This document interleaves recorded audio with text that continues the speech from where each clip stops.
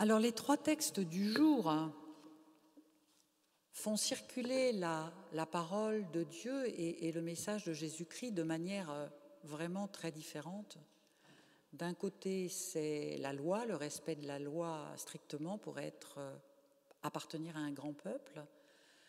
D'un autre côté, avec Jacques, c'est l'action, ne pas uniquement penser, sentir, sans agir. Avec Marc, c'est autre chose.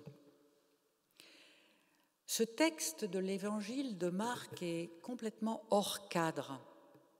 Il est étrange, il se passe d'ailleurs à l'étranger. Il est presque au milieu de l'évangile de Marc et c'est un moment où Jésus quitte la Galilée. Il va en Syrie, c'est la province romaine de Syrie, au nord de la Galilée et de la Samarie. Donc il n'est ni en Judée ni en Galilée. Et avant de revenir, et après cet épisode, il continue, il passe par Sidon, qui est aussi en Phénicie, en Syrie, et il va ensuite dans des villes de la Décapole, c'est-à-dire des villes grecques. Et puis ensuite, il revient en Galilée pour monter à Jérusalem. Et c'est le récit d'une rencontre entre Jésus et une femme grecque. Donc j'ai choisi la traduction de la Bible en nouveau français courant, et je vous expliquerai pourquoi. Et cette rencontre est vraiment très étrange et à bien des points de vue, je dirais presque tous les points de vue. On peut s'étonner du fait que cette rencontre est totalement en dehors du cadre collectif habituel.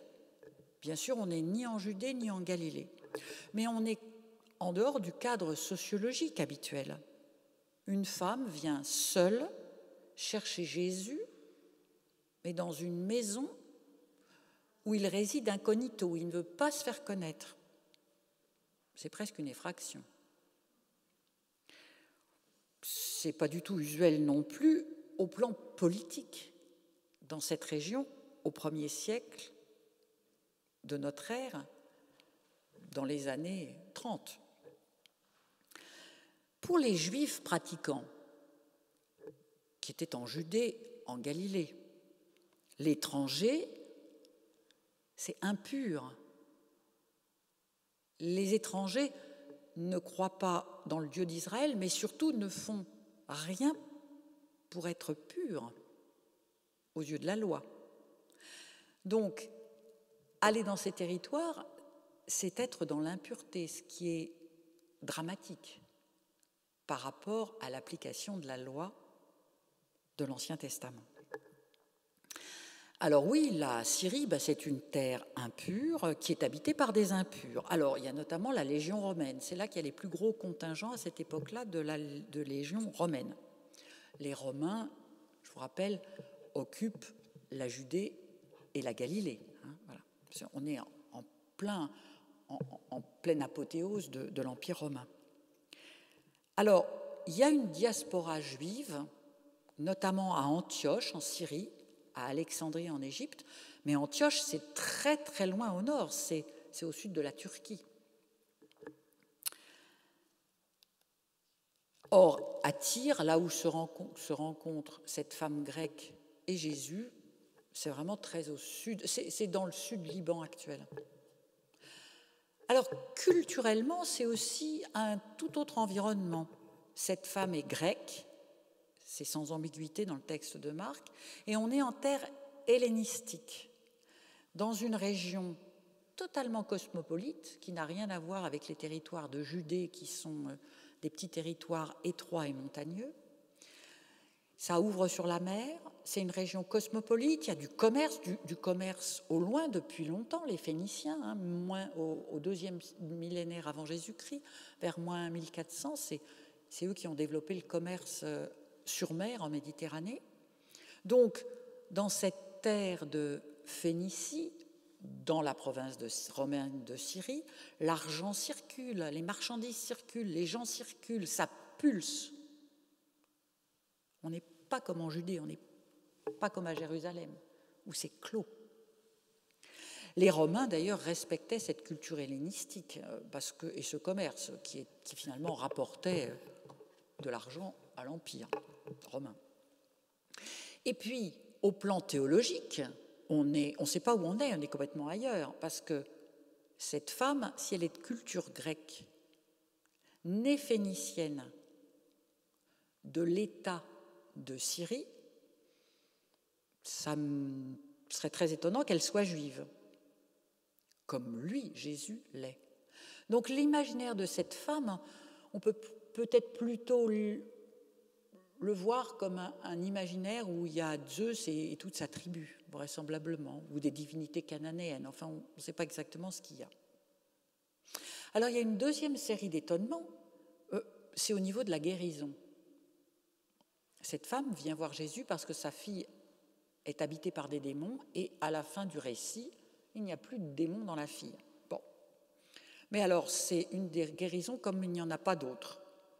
Parce que, et c'est la seule où Jésus guérit sans voir la jeune fille et sans s'adresser à elle. C'est une guérison à distance et par personne interposée, la mère. À aucun autre endroit dans Marc, il fait une guérison de ce type-là. Alors, bien sûr, auparavant, et dans l'ordre du récit de Marc, Jésus a déjà guéri en Galilée des sourds, des muets, des paralytiques, des malades ayant la fièvre, perdant leur sang, des possédés, des enfants aussi, qu'il a ressuscités. Mais soit le malade lui-même vient à Jésus, soit des amis ou de la famille apportent le malade à Jésus pour qu'il soit guéri, soit on vient chercher Jésus pour qu'il vienne dans une maison où il y a quelqu'un à guérir. Et là, dans ce texte, curieusement, il y a deux paroles qui circulent et qui s'échangent dans un dialogue, celle de Jésus et celle de cette femme. Alors je crois qu'il faut... on a tous une culture biblique, on peut entendre derrière ce récit un autre récit, un autre message, mais qui est le message et le récit dans Matthieu, dans l'évangile de Matthieu. Parce que dans l'évangile de Matthieu, Jésus rencontre aussi une femme cananéenne, mais à ce moment-là, il est avec ses disciples. Et dans l'évangile de Matthieu, ce n'est pas le même texte. L'évangile de Matthieu, en général, c'est une rencontre missionnaire. Jésus est sorti de Galilée et de Judée, il va à l'étranger, il n'a pas tellement envie de s'occuper de cette femme-là. Ses disciples sont avec lui et lui disent « Écoute, chasse-la, tu n'as rien à faire avec des gens impurs et des étrangers. » Et souvent, on dit qu'à cette occasion, Jésus se rend compte que son action devient universelle et qu'il a en charge les autres personnes qui ne sont pas que les Juifs de sa région. Donc c'est une interprétation plus missionnaire, et l'évangile de Matthieu avait été écrit après l'évangile de Marc, à un moment où, dans les premières églises chrétiennes et la première église judéo-chrétienne de Jérusalem, on se demandait s'il fallait porter la parole en dehors des terres juives. Dans l'évangile de Marc que je vous ai lu et qui est l'évangile de notre jour, ça n'a rien à voir, c'est une histoire de vie quotidienne. Il s'agit seulement d'une rencontre entre une mère grecque et Jésus. Ils sont tous les deux seuls, ils se parlent. Jésus annonce à cette mère qu'elle peut rentrer chez elle et qu'elle constatera que sa fille est délivrée du démon qui l'habitait. Alors bien sûr, nous allons creuser davantage ce texte. Et je crois qu'il y a vraiment trois choses surprenantes, en tout cas qui m'ont surprise beaucoup et qui m'ont vraiment interrogée quand j'ai préparé pour vous et pour que nous la partagions cette prédication. Trois choses très surprenantes et qui sont mises en scène dans ce récit. Et trois choses très claires, mais en même temps très fortes. Premièrement, Jésus met à distance avec fermeté. Deuxièmement, Jésus raisonne. Et troisièmement, Jésus fait, écoutez, de la lexicologie.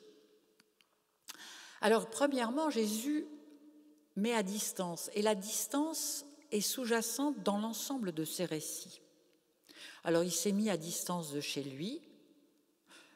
Nous savons que Jésus est sorti de Galilée, qu'il est près de Tyr, et le texte dit il est dans une maison où il voulait que personne ne le sache. Donc là, il se met vraiment à distance. Et puis, les premières paroles de Jésus, quand Jésus s'adresse à cette mère, à cette femme grecque, il met de la distance. Sa première parole, c'est de dire « laisse ». C'est le premier mot de la bouche de Jésus. Ainsi, il fixe une limite à la femme grecque et syrophénicienne, et il lui dit « laisse d'abord ». Laisse d'abord, il y a une question d'ordre, il y a une question de priorité. Bon, ça veut dire qu'il ne faut pas tout mettre au même niveau. Il faut mettre les choses à distance les unes des autres. Laisse d'abord, il y a certainement d'abord un ordre particulier. Bon, il y a certainement de la confusion, il faut mettre de la clarté dans cette confusion. Laisse d'abord les enfants. Elle est venue pour parler de sa fille, Jésus lui parle des enfants. Bon, donc il y a une priorité aux enfants. Laisse d'abord les enfants. Les enfants sont prioritaires. Mais alors de quels enfants s'agit-il? Jésus ne le dit pas. Et puis il faut leur laisser priorité pour quoi faire? Et pourquoi Jésus parle de manière aussi générale? Et puis Jésus dit laisse d'abord les enfants se nourrir. Alors, il parle de nourriture alors que la femme lui parle de démons. Je relis, la femme est venue prier Jésus de chasser l'esprit mauvais hors de sa fille. Et Jésus lui dit, laisse d'abord les enfants se nourrir. Qu'est-ce qu'il y a comme lien entre la nourriture et les démons? Enfin, on a l'impression que Jésus est ailleurs. Ou alors c'est la femme qui est ailleurs. Bon. Et puis pourquoi est-ce aux enfants de se nourrir? Est-ce que ce n'est pas plutôt aux parents de nourrir les enfants? Bon. Ça, c'est quand même étonnant, cette mise de distance et de cette manière-là, très paradoxale finalement, par rapport à la question douloureuse et urgente que la femme voudrait faire résoudre à Jésus. Alors il y a une chose aussi extrêmement surprenante, c'est le raisonnement de Jésus. Alors là, le texte est vraiment très clair. Jésus et cette femme grecque raisonnent. Ils réfléchissent ensemble d'une façon, je dirais, laïque. Ils raisonnent.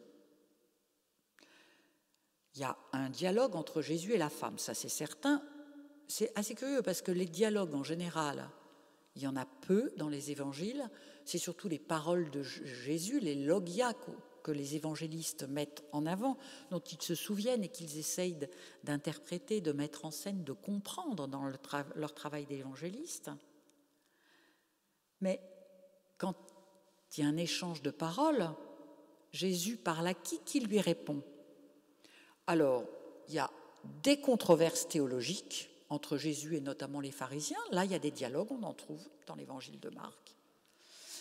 Il y a des dialogues quand Jésus est jugé. Alors, c'est le dialogue avec les grands prêtres du temple de Jérusalem, c'est le dialogue avec Pilate, donc ça a des moments particuliers. Et puis, il y a aussi des bribes de dialogue avec ses disciples, quand Jésus enseigne à ses disciples. D'ailleurs, tous les disciples, manifestement, ne lui parlent pas. On entend plutôt Pierre. Bon, mais enfin, là, c'est quelque chose de très ciblé. Là, en général, ce n'est pas tellement en public.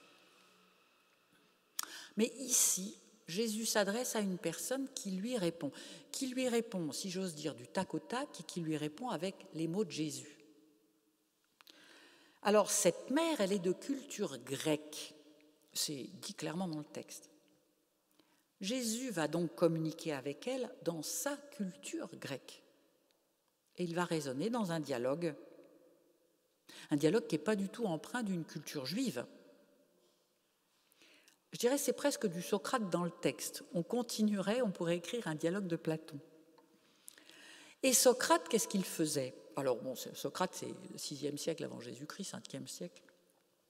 il déstabilisait dans les cités, dans les rues d'Athènes, il déstabilisait ses interlocuteurs par des questions qui les dérangeaient, qui ébranlaient leurs certitudes, des certitudes trop arrêtées. D'une certaine manière, ici, Jésus fait la même chose avec cette femme. C'est une situation de vie quotidienne qui est évoquée, sans référence au symbole de l'Ancien Testament, il n'y en a aucun. Et le dialogue va, très court, va déstabiliser les certitudes trop arrêtées de cette mère grecque. Le dialogue est bref, mais il fonctionne bien. La mère répond à Jésus, dans les images proposées par Jésus, l'histoire des enfants qui se nourrissent, des petits chiens, des morceaux qui tombent de la table. Ils sont dans le même univers, ils communiquent à cet endroit-là. Les morceaux qui tombent par terre, les chiens qui se nourrissent de ce qui se perd. Et surtout, ce qui est très étonnant, c'est que c'est par le détour d'un raisonnement logique, d'une réflexion personnelle, que la guérison est rendue possible. Je lis, après ce court dialogue, il est écrit « Alors Jésus lui dit, à cause de cette parole », à cause de cette parole, c'est quand même de la causalité, c'est vraiment un raisonnement. À cause de cette parole, le démon est sorti de ta fille. C'est en entendant la réponse de cette femme à Jésus, qui n'est en rien une réponse de foi. Les histoires de miettes qui tombent sous la table, des morceaux, des petits chiens, ce n'est pas une question de foi. C'est en entendant la réponse de cette femme, qui n'est pas une réponse de foi, que Jésus indique que la guérison a déjà eu lieu, a été réalisée. Donc, je trouve ça vraiment très atypique comme texte. Et puis j'ai regardé les mots et je me suis rendu compte qu'il y avait tout un travail de lexicologie, d'emploi des mots. Alors, ce texte de Marc, je vous ai dit tout à l'heure, ça m'a donné quand même un peu de fil à retordre. Donc j'ai commencé à comparer des traductions, la Nouvelle Bible Second, la Tob, la Français courant, la Nouvelle Français courant. Et j'ai trouvé que la Nouvelle Français courant avait un vocabulaire, je trouvais, un peu plus stable. Mais ça ne m'expliquait quand même pas l'histoire des chiens, des petits-enfants qui mangent, voilà.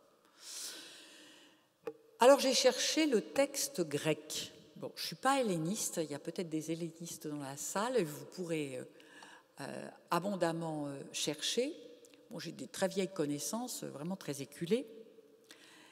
Et j'ai vu que tout le vocabulaire qui parlait des enfants et de la fille était beaucoup plus riche que ce qu'une traduction française peut rendre.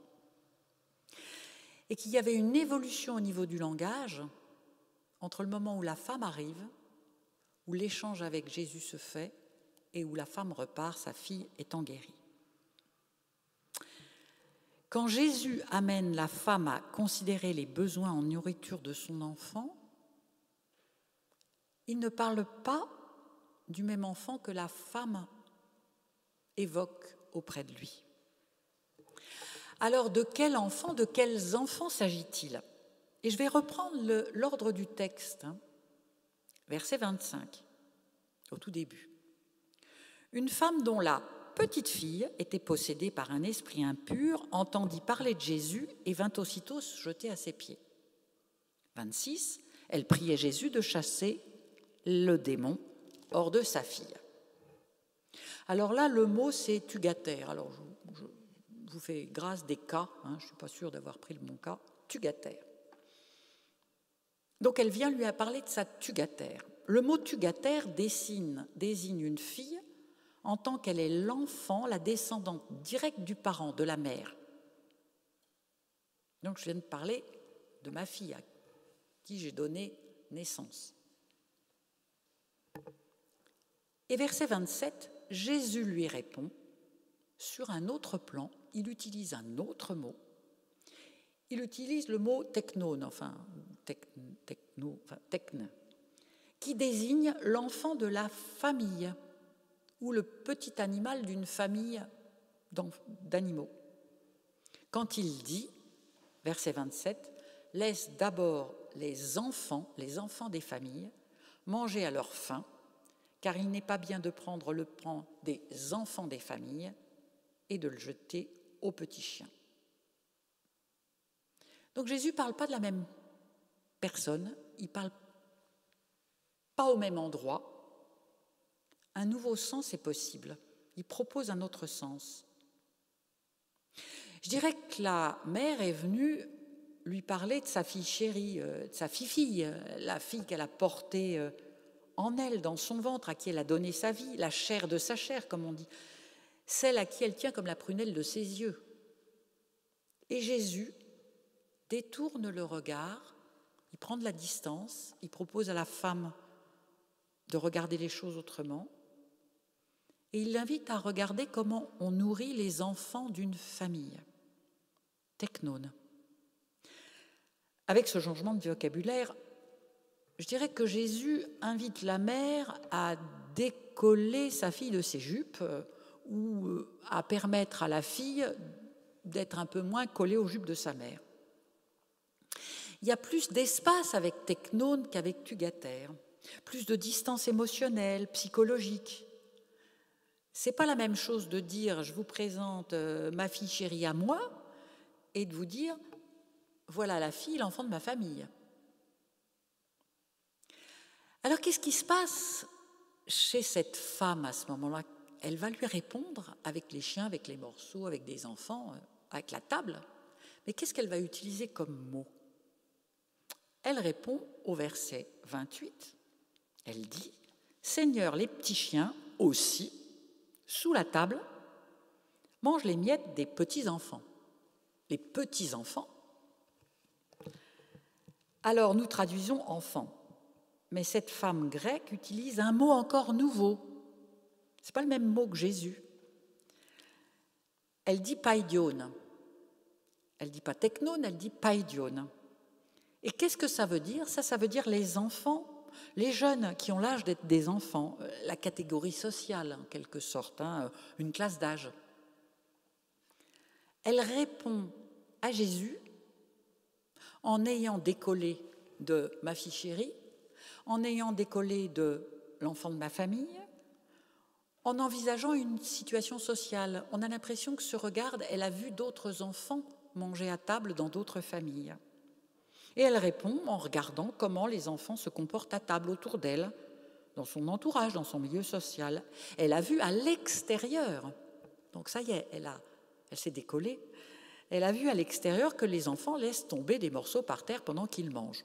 Bon, alors, je ne sais pas comment étaient les tables à cette époque-là, bon, en Syrie ou chez une femme grecque avec ses enfants, mais en tout cas, nous, ça nous parle. Bon, on a déjà vu des jeunes enfants manger avec maladresse, laisser tomber des choses à terre, voilà.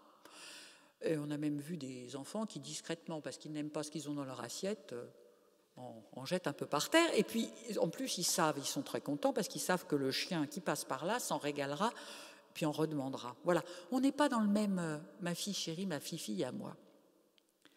Donc, dans ce court dialogue, et à travers une évolution du vocabulaire choisi par Marc, eh bien, cette évolution du vocabulaire fait faire, ou alors traduit, une évolution psychologique de cette femme grecque, qui est une mère inquiète pour la santé de sa fille. Mais alors, qui est guéri? Quel mot est utilisé? La conclusion arrive in petto, vers suivant, vers 29, Jésus dit « Alors », Jésus lui dit, à cause de cette parole, donc cette causalité si particulière, à cause de cette parole, à cause de ce mot, va, le démon est sorti de ta fille. Jésus a certainement constaté que cette femme a parlé autrement, a pensé autrement, qu'elle a été capable de se situer dans un autre rapport à son enfant. Et je ne vois pas d'autre raison qui lui fait dire à cause de cette parole, à cause de ce mot, l'enfant est guéri. Alors, le démon est sorti de qui? Quand Jésus dit le démon est sorti de ta fille, quand la mère rentre chez elle et retrouve sa petite fille étendue sur le lit, le démon étant sorti d'elle, le mot initial tugater est réutilisé et cette fois-ci dans la bouche de Jésus et dans la parole de l'évangile, dans l'écriture de Marc, enfin de l'évangéliste. Il n'y a pas d'ambiguïté. C'est bien la fille pour laquelle la mère a demandé la guérison à Jésus qui est guérie. Elle peut redevenir la fille chérie, mais elle n'est plus si collée à sa mère, ou la mère n'est plus si collée à cette fille. Alors la relation entre la mère et la fille, bon ici c'est une mère, un père parlerait autrement, d'ailleurs il y a des guérisons de filles, de pères. La relation mère-fille a été envisagée sous plusieurs aspects. Je dirais chair de ma chair, enfant de ma famille, les jeunes autour de moi. C'est pas la même chose. Et pourtant, c'est une femme, elle est grecque, elle est mère. Alors qu'a fait Jésus et que nous fait-il faire ? Jésus a aidé la mère à porter un autre regard sur sa fille. Il aide la mère à se décoller de sa fille et puis certainement à la fille de prendre plus de liberté. Il aide la mère à ne pas faire les choses à la place de sa fille. Laisse d'abord les enfants manger à leur faim. C'est aux enfants de manger. Ce sont les enfants qui laissent tomber les morceaux de pain quand ils les mangent. Et Jésus avait dit, il n'est pas bien de prendre le pain des enfants et de le jeter aux petits chiens. Si c'est les enfants qui le font, mais ce n'est pas aux parents de le faire. Donc, il ne faut pas avoir de confusion des rôles. Ce n'est pas aux parents de jeter la nourriture des enfants par terre sous prétexte que les enfants mangeront ce qui tombe de la table si l'enfant n'a pas fini son assiette, par exemple. Vous voyez, il y a ce que l'enfant fait, ce que le parent fait, on n'est pas au même endroit. Jésus aide la mère à parler autrement et donc à se représenter les choses autrement, à se représenter son rôle, la place de sa fille, sa place à elle, dans un acte qui est l'acte de nourriture. Jésus aide aussi la mère à poser autrement les limites de son propre amour maternel. On peut aimer ses enfants sans être un père ou une mère possessif. On laisse plus de place. Et quand il libère la mère en lui disant « à cause de cette parole, va », il remet la mère en mouvement, il lui signifie qu'elle a bien nommé les choses, elle a utilisé les bons mots, elle peut rentrer chez elle, elle n'est plus dans la confusion. Elle saura réutiliser ces mots-là tellement ils sont simples. Jésus aide ainsi à poser d'autres formes de relations à l'intérieur de la famille chez cette femme. D'une certaine manière, Jésus est précurseur de la thérapie familiale. Aujourd'hui, ça fonctionne comme ça. L'accompagnement spirituel des familles peut fonctionner aussi comme ça. Alors, et nous ? Oui, nous pouvons être empêtrés dans les conflits familiaux. Des fois, il y en a qui se réveillent au moment des vacances, d'ailleurs, dans les maisons de famille, ça arrive. Donc on peut être empêtré dans les conflits familiaux, qui sont le plus souvent des conflits de loyauté d'amour. Des loyautés mal posées, d'amour peut-être mal posé. Donc ça fait des loyautés d'amour mal posées entre des protagonistes. Et alors, au sein de la famille, il y en a qui deviennent sourds, ils ne veulent pas entendre les paroles, les problèmes intrafamiliaux, par exemple. Il y en a qui deviennent muets. Bon, on évite d'en parler à l'intérieur de la famille. Tel sujet, on n'en parle pas. On évite d'en parler à l'extérieur même. D'ailleurs, cette femme grecque, elle a du courage, elle a du culot, elle vient en parler à Jésus. Elle vient même le sortir de sa maison. Nous sommes aussi paralysés par nos peurs, par les habitudes, par les deux à la fois. Donc quand on est dans ces nœuds intrafamiliaux, c'est pas si simple. Et à ce moment-là, nos familles peuvent devenir des lieux où les démons, où les esprits mauvais violent et asservissent. C'est notre réalité aujourd'hui encore. Les statistiques sont horribles sur les crimes intrafamiliaux. et sur les violences intrafamiliales. Alors Marc nous a montré que Jésus s'adressait à toutes et à tous, sans aucune discrimination, sur tous les territoires, avec le langage de chacun, dans un dialogue vrai, pour que les mots de ses interlocuteurs puissent être vivants ou redevenir vivants, redevenir authentiques, redevenir les vrais mots. Jésus prend les gens là où ils sont et il s'adresse à eux dans leur langage. Vous vous souvenez, aux pêcheurs de poissons, il annonce qu'ils seront pêcheurs d'hommes. Au collecteur d'impôts, il dit « Suis-moi » et puis il mange à sa table. Aux marchands de temple, il dit qu'ils ont transformé la maison de prière pour tous les peuples, en une caverne de brigands. Et avec la femme grecque, il raisonne, il parle d'éducation et remet à leur place juste les enfants et les parents. Jésus trouve pour nous les mots justes pour nous permettre de changer notre regard, nos mots, nos relations, nos actes. Alors et nous, encouragés par Jésus, bouleversés par le changement de regard sur nous-mêmes et sur notre entourage qui nous aide à opérer, est-ce que nous cherchons les mots justes ? Est-ce que nous cherchons les mots authentiques ? Un mot, c'est une petite chose, c'est comme une miette. Un mot juste et bien utilisé, ça fait des merveilles, la preuve. Un mot inadéquat ou passé sous silence, ça fait ou ça entretient des drames. Alors je ne résiste pas au plaisir de citer, non pas Barmen, mais 1944, Albert Camus, c'était dans le cadre d'une étude littéraire, et il écrivait « Nos paroles nous engagent et nous devons leur être fidèles. Mal nommer un objet, c'est ajouter au malheur du monde. » Amen.